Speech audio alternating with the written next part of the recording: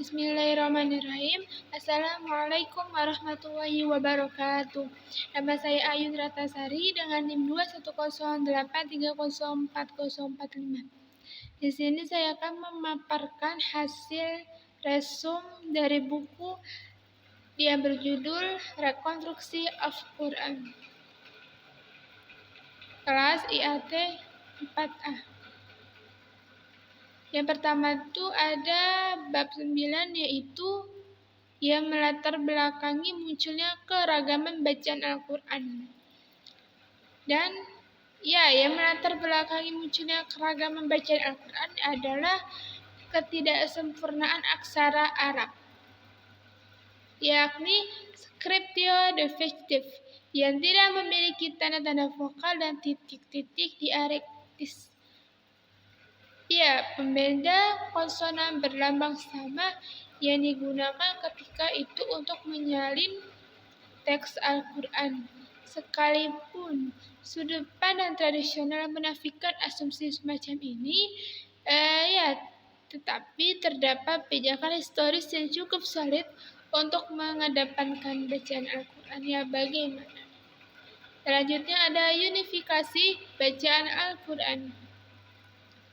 Upaya standarisasi teks Al-Quran pada masa Utsman dalam kenyataannya juga mengarah pada unifikasi bacaan Al-Quran dengan eksistensinya teks yang relatif seragam. Pembacaan Al-Quran yang dipijakan teks tersebut tentunya akan minimalkan keragaman, tetapi lantaran aksara yang digunakan ketika itu untuk menyalin mushaf Utsmani, yakni scriptio defective, belum mencapai tingkatan yang sempurna, keragaman bacaan masih tetap mewarnai sejarah awal kitab suci kaum muslimin ini. Keragaman ini juga bisa dikaitkan dengan hafalan-hafalan materi Al-Quran lama yang ketika dilakukan standarisasi teks dan pemusnahan mushaf dan Utsmani tidak dapat dihilangkan begitu saja dari benak para qurra, dan kemungkinan mushaf Al-Quran yang awalnya memiliki sejumlah perbedaan dengan mushaf resmi yang dikumpulkan pada masa Khalifah ketiga, mulai dari sekuensi dan jumlah surat sampai kepada perbedaan ortografis teks bacaan. Kenyataan ini di samping berbagai alasan lainnya menyangkut kandungan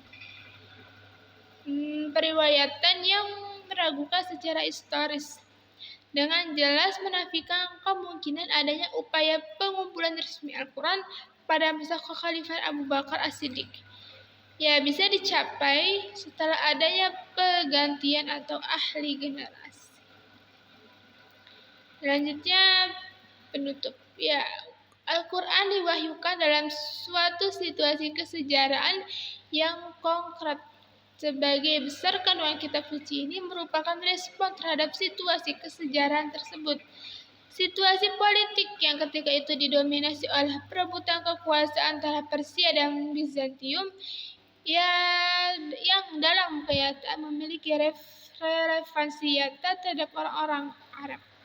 Ditanggapi dalam sejumlah kesempatan di dalam Al-Quran, kitab suci ini juga merekam situasi sosio-religius di Jazirah Arab dan memberikan respon melalui ajaran-ajaran yang bersifat universal.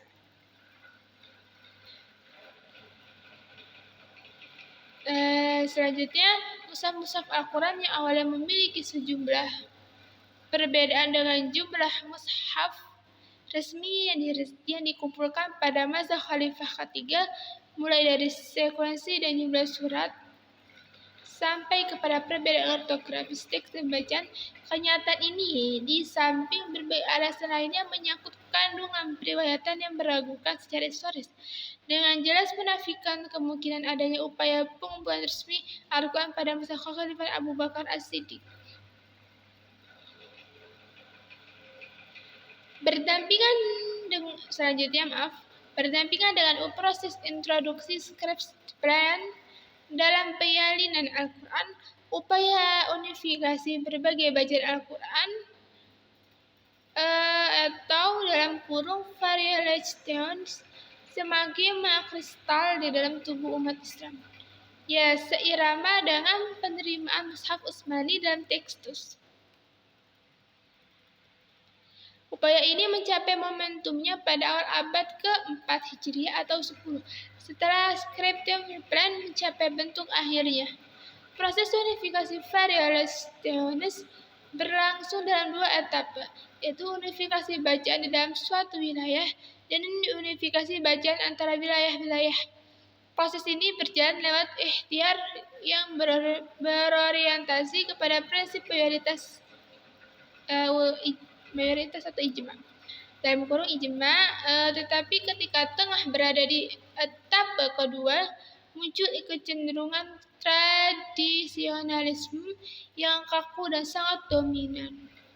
Lantaran dukungan otoritas politik serta telah mendistorsinya proses unifikasi tersebut.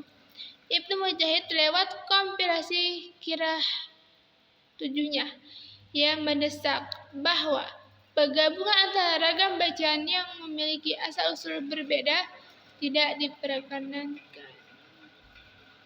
Cukup sekian yang dapat saya sampaikan.